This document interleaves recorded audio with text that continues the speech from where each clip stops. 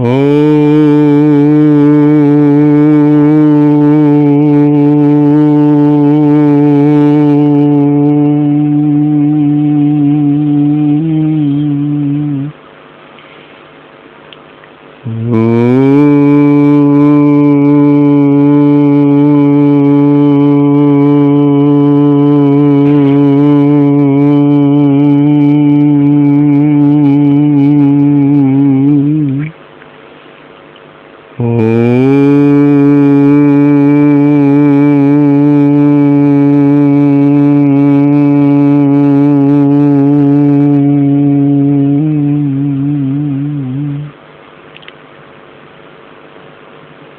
इस संसार में चारों तरफ अशांति ही अशांति दिखाई पड़ रही है। हर कोई शांति की खोज कर रहा है। मनुष्य इस सारे जगत में अशांति का कारण स्वयं है। जितने भी जीव इस संसार में हैं, इस ब्रह्मांड में है, सब अपने स्वभाव में है। केवल मनुष्य ही है कि जो अपने स्वभाव से अलग हो गया है। कारण भी है इसका कि इसे आज़ादी है, स्वभाव के भीतर भी रहे और स्वभाव के बाहर भी जा सकते, आज़ादी है इसको। जितने भी जीव हैं सब स्वभाव में बंधन, स्वभाव के में रहने के आदि है, या उनका वही नेचर है, वही प्रकृति उनकी, जो स्वभाव से बाहर वो नहीं जा सकते। जैसे शेर जब तक मांस नहीं खाएगा तब तक जिंदा नहीं रहेगा। गाय को घास चाहिए, वही चाहिए उसको। लेकिन मनुष्य ऐसा जीव है कि जो कुछ भी खा सकता है, कुछ भी कर सकता है, इसको आज़ादी है। तो संसार में सारी अशांति का जड़ मनुष्य स्वयं है। और मनुष्य जब तक शांत नहीं होगा तब तक विश्व शांति की कल्पना बेकार है। अब हम आते हैं, देखते हैं कि संत तुलसीदास ने अपने रामायण में लिखा है, नाम रूप दुई सब उपाधि। इस कहते हैं मालिक को, जो सर्वोपरि सत्ता है। उसके दो उपाधियां हैं,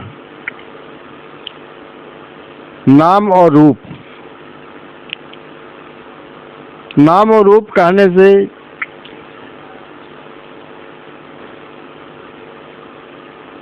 रूप तो बाहर दिखाई पड़ रहा है, लेकिन नाम दिखाई नहीं पड़ रहा है। हम नाम पर सोचते हैं तो नाम, जितनी ही मनुष्य आत्माएं हैं, जी उतना ही रूप 5 उपादानों से बना है। क्षितिजल पावक गगन समीरा, पंच रचित यह अधम शरीरा। तब इस पर विचार करने के बाद अब हम आते हैं इस पर। नाम जो है, तमाम जितनी भी आत्माएं हैं सबका अलग नाम है, अलग रूप है। अब यहाँ विज्ञान सम्मत जो बातें हैं उस पर मैं थोड़ा प्रकाश डालना चाह रहा हूँ।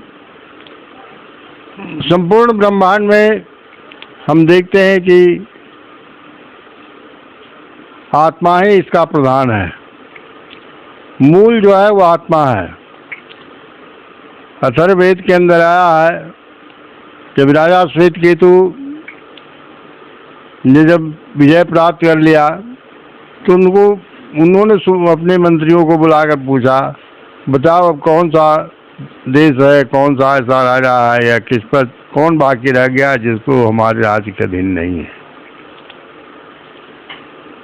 तो उनके मंत्री ने बताया कि हाँ, ब्रह्म पर एक विजय प्राप्त करना बाकी रह गया है। उन्होंने कहा कि ब्रह्म है कौन, बताओ कहाँ रहता है। कहीं की ये तो पता हमको नहीं है, लेकिन हाँ जिनको पता है उनका पता हमारे पास है।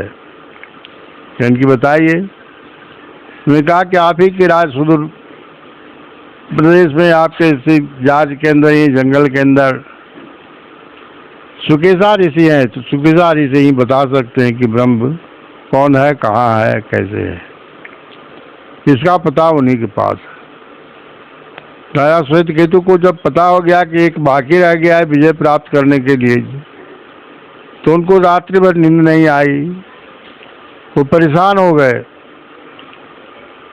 और सुबह उठ करके उन्होंने अपने श्वेत अश्व पर सवार होकर चल दिया जिधर बताया गया था उनको। शाम हो गई, शाम होते होते कुटिया नदी को पहुंच जाते हैं। अपने श्वेत अश्व को बांध दिया वृक्ष के डाल से। उस वक्त ऋषि संध्या वंदन में लगे हुए थे। वे खड़े हो गए हैं, लेकिन उनको चैन नहीं है, चहलकदमी भी कर रहे हैं, लेकिन अब ऋषि के आँख खोलने का इंतजार कर रहे हैं कि आँख खोलने तब तो उनसे मैं पूछूं। थोड़ी देर में ऋषि जो है अपनी आँख खोलते हैं, तो ऋषि थे ही पहचान गए। उन्होंने कहा कि राजन आओ बैठो, इस संध्या वेला में कहाँ से भटकते आ रहे हो। बैठ गए राजा श्वेत केतु और उन्होंने पूछा कि महाराज बताइए ब्रह्म कौन है। ऋषि हंसते और कहते हैं कि ब्रह्म हम आत्मा ब्रह्म। राजा श्वेत केतु को चक्कर आने लगा, कहने की आत्मा ब्रह्म, ये आत्मा ब्रह्म है, लेकिन तब आप कौन है। इनकी हम ब्रह्मवासी, मैं ही ब्रह्म हूँ। कहता कि आत्मा ब्रह्म, ऋषि ब्रह्म। इनकी तो मैं कौन हूँ। इनकी तत्त्वमसि, तुम भी वही हो। और चक्कर में पड़ गया। आत्मा ब्रह्म, ऋषि ब्रह्म, मैं ही ब्रह्म। क्योंकि तो सारा संसार ही क्या दिखाई पड़ रहा है कि सर्व खल विदम ब्रह्म, सब ब्रह्म ही है।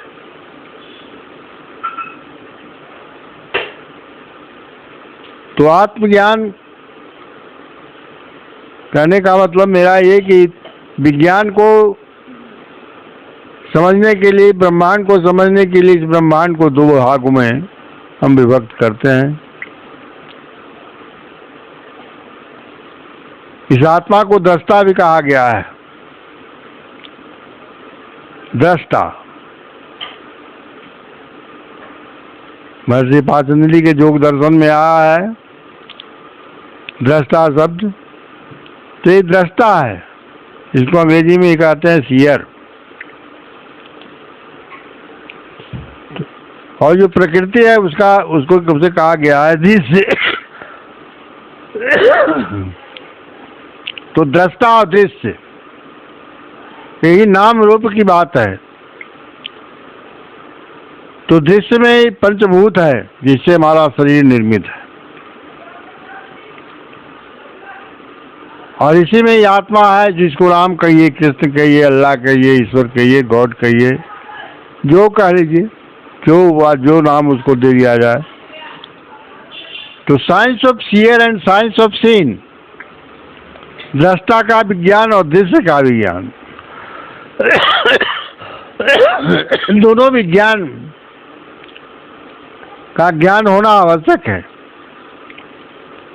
तो आज का जो विज्ञान है वो प्रकृति का विज्ञान है, साइंस ऑफ मैटर है। तो संसार में और दोनों का संतुलन आवश्यक है। हम पूरा वाले, हमारे पूर्वज लोग, हमारे ऋषि भारतीय लोग आत्मा के विज्ञान, यही दृष्टा के विज्ञान को उन्नत किया था। और आज का जो वर्तमान संसार है, आज इन्होंने मैटर का विज्ञान, पदार्थ का विज्ञान विकसित हो रहा है। आत्मा का विज्ञान विलुप्त तो हुआ नहीं है, चूंकि यह तो शाश्वत है, विलुप्त होने की चीज नहीं है। जब तक मनुष्य इस धरती पर है तब तक यह विज्ञान भी है, क्योंकि मनुष्य स्वयं जो है वो वही है, और उसी के होने से ये भी बात है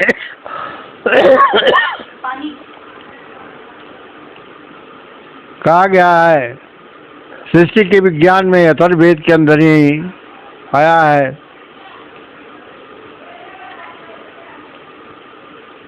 आत्मने आकाश संभूत, आत्मा से आकाश का निर्माण हो रहा है। आकाशात वायु, आकाश से वायु का, वायु अग्नि, वायु से अग्नि का, अग्नि आप, अग्नि से जल का, लिक्विड का, और जलभ्याम पृथ्वी, यही पंचभूत है। और उत्पन्न कहाँ से हो रहा है? इसी आत्मा से उत्पन्न हो रहा है। तो ये पंचभूतों का विज्ञान का विकास तो इलेक्ट्रॉन तक हो गया, यही आकाश है। पृथ्वी तत्व जिसको कह रहे हैं जलभ्याम पृथ्वी, तो पृथ्वी तत्व जो है उसमें आकर्षण शक्ति, उसमें शक्ति, सब शक्ति संपन्न है, यही देव है। और उत्पत्ति स्थान जो है हर मनुष्य के शरीर से पांचों तरह की तरंगे निकल रही हैं। वो तरंगे हैं कहाँ? हमारे स्पाइनल कॉर्ड के भीतर है।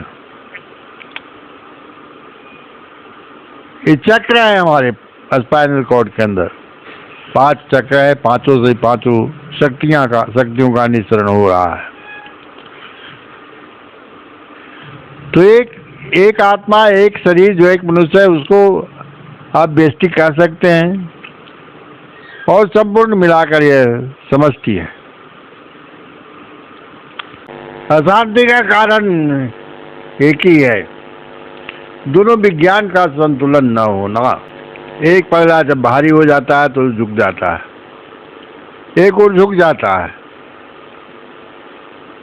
और इसी को इस तरह से भी समझ सकते हैं कि 2 तरह के अंश हैं। मंत्र विज्ञान में जाए यंत्र विज्ञान में जाइए, निगेटिव और पॉजिटिव उसको कहा गया है।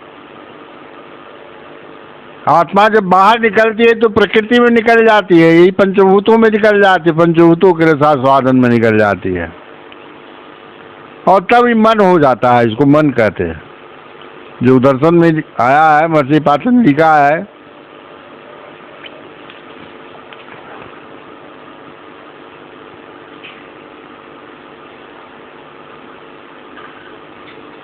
कि यह जब बाहर निकलता है तो इसको निरोध करना पड़ता है, निगेटिव की ओर चला जाता है।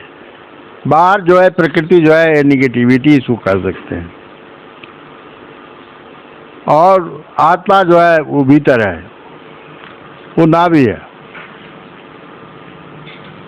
तो जब तक इन पदार्थ के विज्ञान, दृश्य का विज्ञान और दृष्टा का विज्ञान दोनों संतुलित नहीं होगा, तब तक विश्व में शांति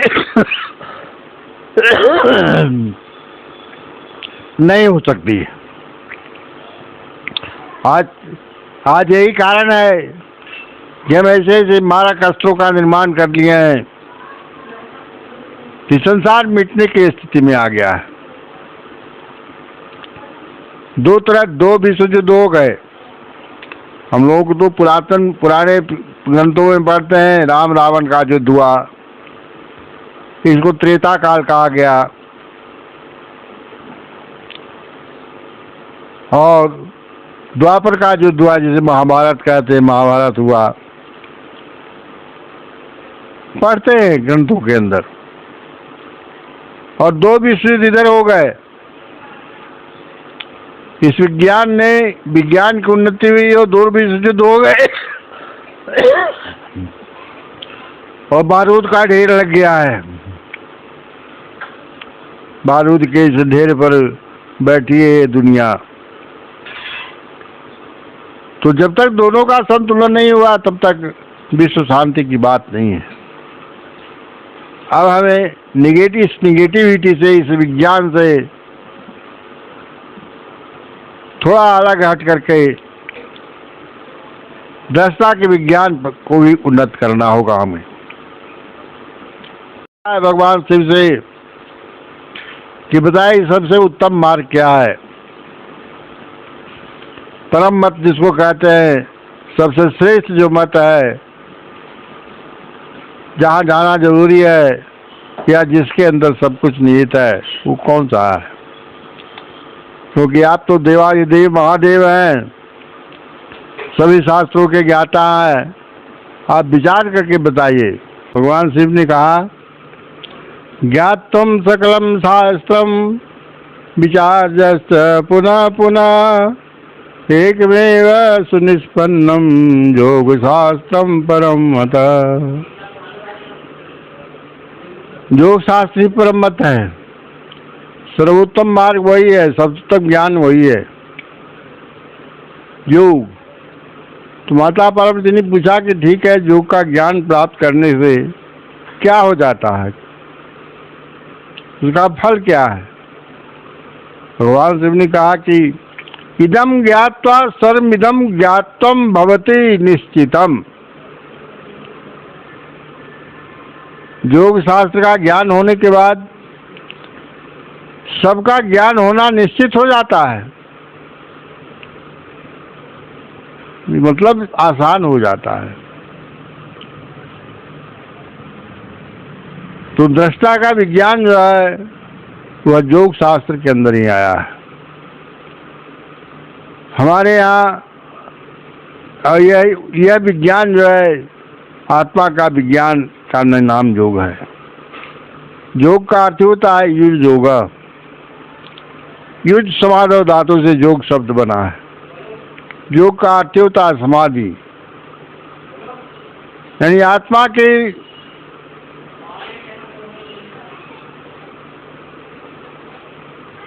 सच्ची अवस्था या स्वभाव जिसको कहिए,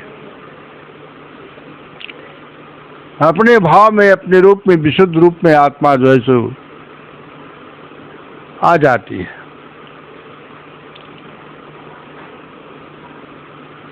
तो अब इस पर हमारे ऋषि महर्षि लोग इस पर बहुत आगे खोज किए और बहुत सारा विज्ञान इसी के अंदर आ जाता है। हमारा विज्ञान तो बहुत उत्तम था, जिसे कहते हैं अध्यात्म। आत्मा का संपूर्ण ज्ञान, संपूर्ण ज्ञान का मतलब है दृष्टा और दृश्य दोनों का विज्ञान, तभी संपूर्ण होगा। लेकिन यह विज्ञान हमारे के यहाँ से धीरे धीरे विलुप्त होता चला गया, या हम इसी में लगे रह गए और इधर लगते लगते यह विकृत होता चला गया। जैसे आज भी योग की जो विधा चल रही है, योग का विज्ञान जो चल रहा है, वह विज्ञान का जो रूप होना चाहिए वह मुझे दिखाई नहीं पड़ता। अभी तो योग के अंदर जो अभी प्रचार चल रहा है इसका, योग के अंदर, उसमें हठ योग मिला हुआ है।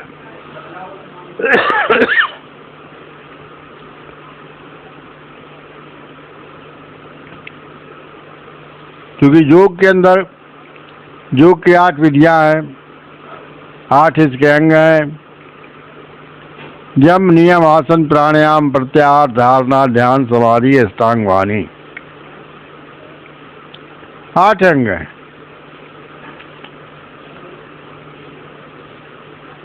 इन 8 का ज्ञान विधिवत जो होना चाहिए वो बहुत कम लोगों के पास है। प्राणायाम पर ही बहुत तरह का प्राणायाम लोग निकाल दिए हैं, भर्तिका प्राणायाम, क्या प्राणायाम, जबकि प्राणायाम की विधि बिल्कुल आसान है।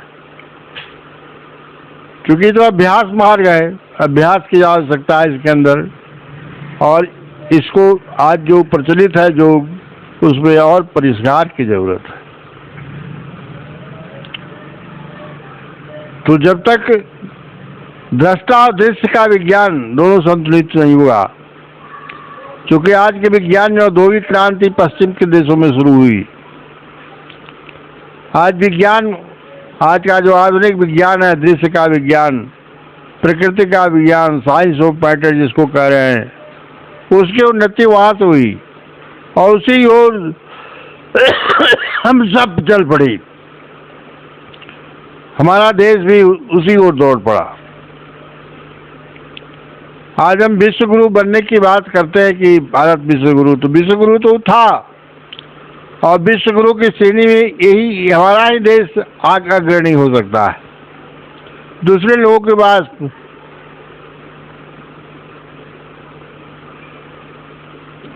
यह विज्ञान उस रूप में नहीं वर्तमान है। ऐसा नहीं कि योग का विज्ञान समाप्त हो गया है, तो समाप्त होने की चीज ही नहीं है। हमारे मनीषियों ने इतना कर्क दिया है जिसको लोग आज चमत्कार कह रहे हैं कि चमत्कार हो रहा है, वो चमत्कार नहीं है, विज्ञान है। मंत्र विज्ञान, शस्त्र विज्ञान, सारे विज्ञान इसके अंदर योग के अंदर योग के द्वारा उन्नत किए गए हैं।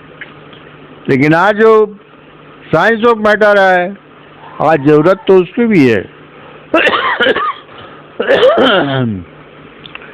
लेकिन इसका दुरुपयोग हो रहा है।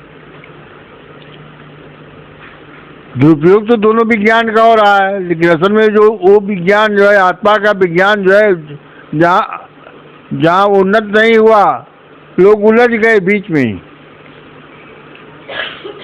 अब कहते हैं कि भगवान बनाता है, मनुष्य जो है सो भगवान भी है। सही बात। तो ईश्वर कोई दूसरा नहीं, ईश्वर तो एक उपाधि है। ईश्वर कहीं से आता नहीं है, यह तो इसका ज्ञान है। जिसने इसको ज्ञान किया है वहां तक उस ऊंचाई तक पहुंचते हैं। जैसे इंजीनियर है, डॉक्टर है, मिस्त्री है, उसी तरह से ये भी उपाधि है ईश्वर। हमारे वेद के अंदर इसको कहा गया है, ईश्वर की परिभाषा है कि कौन कौन सा चैप्टर उसका खुलेगा, कौन कौन सा विज्ञान वो पढ़ेगा, कहाँ तक जाएगा वो, तब ईश्वरत्व की प्राप्ति होगी उसे।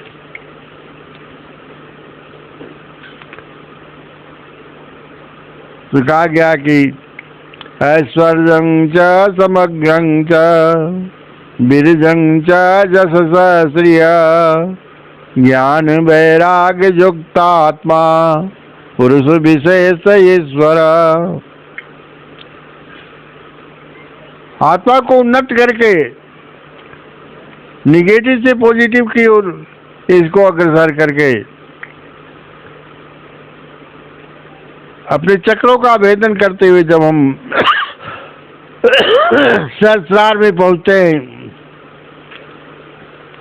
तो सारे गुण इसके अंदर प्रकट हो जाते हैं। उसको कागज के पढ़ने की जरूरत, कोई सर्टिफिकेट की जरूरत उसे नहीं पड़ती है। वह ईश्वर तुल्य हो जाता है, ईश्वर तो उसके अंदर आ जाता है। तो यह विज्ञान, इस विज्ञान की भी उन्नति आवश्यक है और इस विज्ञान की उन्नति आवश्यक है। दोनों संतुलित जब तक हो, जब करेंगे इसको संतुलन में होगा। क्योंकि यह जो है मृत्यु का विज्ञान है, साइंस ऑफ मैटर जिसको कह रहे हैं, वो मृत्यु का विज्ञान है।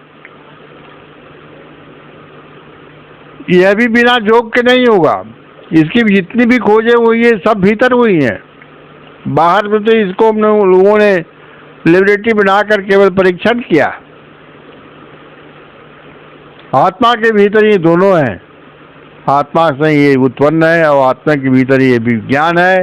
लेकिन इस विज्ञान ही क्या है, आज हम उसी चीज को चरितार्थ करते हैं, सत्य के रूप में देखते हैं उसको।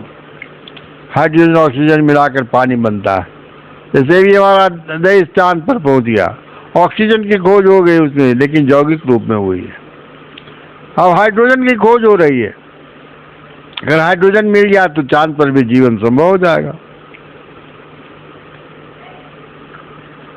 तुम्हारे यहाँ तो ऋषियों ने कह दिया है कि चंद्रलोक भी है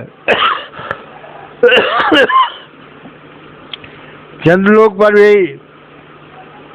जाया जा सकता है और गए लोग, और वहाँ का विज्ञान हमारे के यहाँ भरा हुआ है। उस विज्ञान को ढूंढना होगा, उसकी खोज करनी होगी। कैसे वहाँ पहुँचेंगे? आज पहुँच तो गया, आज हम पहुँच गए चांद पर,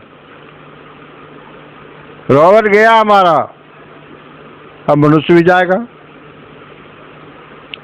अगर वहाँ जिस तरह के पदार्थ वहाँ मिले, सल्फर, मैंगनीज, कैल्शियम, ये सब जीवन के उपादान है, हमारे शरीर में वर्तमान है। ये संसार में, ये प्रकृति के अंदर जितने भी पदार्थ है, जितने ही मैटर है, और जिस मात्रा में है उसी मात्रा में हमारे शरीर के अंदर है।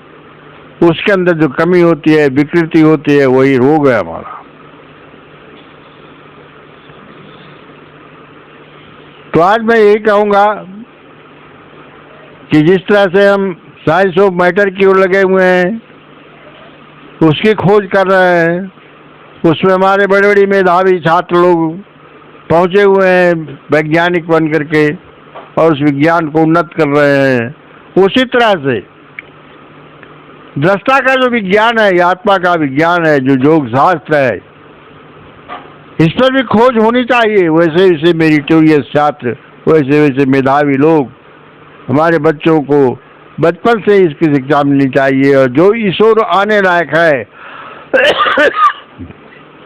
जिसका जीवन संस्कारित है, क्योंकि हमारे के यहाँ यह भी है कि जन्म जन्म, हमारे के यहाँ जन्म, आत्माओं का जन्म जो है सो जन्म चक्र चक्र है। यह बहुत बड़ा विज्ञान है। तो ऐसे मेधावी जो लोग हैं हमारे पास, जो छात्र हैं, जिनकी रुचि है, चूंकि उसके पास जो ब्रह्म के ज्ञान या किसी ज्ञान के प्रति वही ज्ञान प्राप्त कर सकता है जिसके भीतर जिज्ञासा हो। जिसे ब्रह्म का ज्ञान करना है, आत्मा का ज्ञान करना है, उसके भीतर जिज्ञासा अगर उसके अंदर है, तो ऐसे जिज्ञासुओं को हम इस विज्ञान में हम अग्रसर करें। और इसकी भी लेबोरेटरी, जिसको कहते हैं, हमारे यहाँ गुफाएं थी, गुफा में इसका एक्सपेरिमेंट होता था, क्योंकि प्रकृति के अंदर वैसी चीजें बनी हुई थी। आज अरुणाचल से लेकर अस्ताचल तक फैला हुआ है, हिमालय से की चोटियां भी फैली हुई हैं। अरुणाचल प्रदेश में भी बहुत सी गुफाएं हैं, जहाँ हमारे ऋषि लोग बैठ करके तपस्या करते थे, इस विज्ञान को उन्नत करते थे। आज हमारा देश तो खंडित हो गया। बहुत बहुत बहुत हजार जो लोग आकर के इस पर, जिसको राक्षस कहते हैं, या जो निगेटिव के पुजारी थे, जिनके भीतर निगेटिविटी अधिक मात्रा में थी, उन लोगों ने इस पॉजिटिविटी को खत्म किया। और वैसे लोग आकर के इसकी संरचना जो है, हमारे देश की संरचना पूर्णतः वेद आधारित है, ज्ञान पर आधारित है। जैसे हमारे भीतर भी है 7 चक्र हैं हमारे, तो चक्र तो खट ही है, 6 ही है। 7वां जो है जो हमारा ब्रेन के अंदर है, जिसको सहस्रार कहा गया है। मूलाधार नीचे है, स्पाइनल कॉर्ड के अंदर मूलाधार, स्वादिष्ठान, मणिपुर, अनाहत, विशुद्ध और आज्ञा, ये चक्र हैं, खट चक्र हैं। और 7वां हमारा जो है मस्तिष्क है। और उसी को अगर आ जाइएगा इधर, तो 8 चक्र है। जब निर्माण में आइएगा यहाँ पर साइंस ऑफ मैटर में, तो अयोध्या जो है सो बसाया गया हमारे यहाँ, अयोध्या का नामकरण हुआ। अष्ट चक्रा नवद्वारा देवानाम पुरी अयोध्या, तस्मिन् हिरण्मय कोशे स्वर्गा ज्योतिषावृता। ये अयोध्या तो हमारा शरीर है। ऐसे शरीर का विस्तार और रूप जो है हमने पृथ्वी पर बनाया, पृथ्वी पर उसकी रचना है। क्योंकि भीतर जो है वही बाहर है। भीतर नहीं हो तो बाहर होगा कैसे? संभव ही नहीं है। तो यहाँ 8 चक्र हो गए, प्रकृति का उपादान हो गया, तो 8 चक्र अयोध्या के अंदर है और उसी तरह से उसका निर्माण हुआ, उसी तरह से मंदिर बने। यही आत्मा रूपी राम का अवतरण हुआ ही। जब जब हो धर्म की हानि बाय यसुर धर्म विनानी, जब ऐसा होता है तो किसी न किसी आत्मा का वहां पर अवतरण होता है। क्योंकि यह अवतार लेने का श्रेय जो है दूसरे को नहीं है, वह जो सामर्थ्य है, जिसके अंदर सामर्थ्य पैदा हुआ, इस सत्य को जिसने प्राप्त किया, इसलिए उसको विष्णु कहा गया। विष्णु का अवतार ही हुआ, राम के रूप में द्वापर में आए तो कृष्ण के रूप में आए। तो भीतर की लीलाएं बाहर हो रही है। बड़ा गहन विज्ञान है, इसको समझना जरूरी है। और जो इसको समझ सकता है, समझ पाता है, वही सच्चा वैज्ञानिक है। मैटर का साइंस का जो विज्ञान है वह भी इसी पर आधारित है। और दोनों विज्ञान में संतुलन आवश्यक है, मेरा कहने का मतलब ही है। इसलिए हमारे देश में अगर विश्व गुरु बनना है और विश्व में इस धरोहर को आगे बढ़ाना है, इस ज्ञान को, तो उसके ऐसे ही ब्रह्म जिज्ञासु को पकड़ना होगा, उनको उनकी पहचान करनी होगी, उनको शिक्षा देनी होगी और वो शिक्षा स्थल बनाना होगा। और योग के ज्ञाता न है सो बात नहीं है, हमारे क्या अभी भी ऋषि महर्षि लोग बहुत है। तो इस ज्ञान को बढ़ाना आवश्यक है। इस ज्ञान का भी संतुलन होना जरूरी है, तभी विश्व में शांति की बात हम कर सकते हैं। विश्व शांति तभी प्राप्त कर सकते हैं, हो सकती है, जब दोनों विज्ञान का संतुलन हो। आज वही ताई कहकर बंद कर रहा हूँ। बोलिए जय जीव।